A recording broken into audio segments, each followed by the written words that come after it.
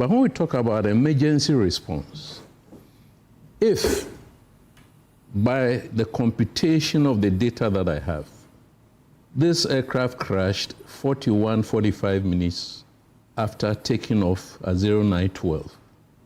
By about 9:53, thereabout, it had crashed.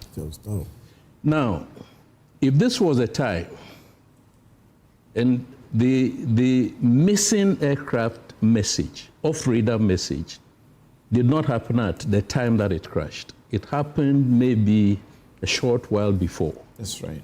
Now, when that announcement is made, the response mechanism kicks in. If you are a fire service and you've got an emergency information that there has been an aircraft crash, you don't go there, excuse my language, empty-handed. If you are a national ambulance service, knowing that there are going to be casualties, including the injured, you don't go there empty-handed. You go with nurses and medication and equipment to do triage, to offer, on-site medical assistance and so on.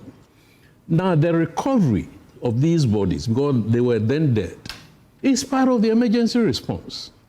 I am saying that for the purposes of dignity, somebody, national security person who was in the blue shirt, could have told his principals that we have secured the bodies, the remains. Can you please make available some decent material? I mean, assuming that they were in the sacks and they were covered with polythene, that would even have been fine. But if you live this life with all the service that you are doing to your nation, and you are carried in cocoa sacks, and let me use the tree word, cocoa bottle. You see what I mean? And somebody told me, though, it looked like they were carrying banche. You know banche? It's true. Cassava. I mean, is that how we treat the gone, those who are leaving us?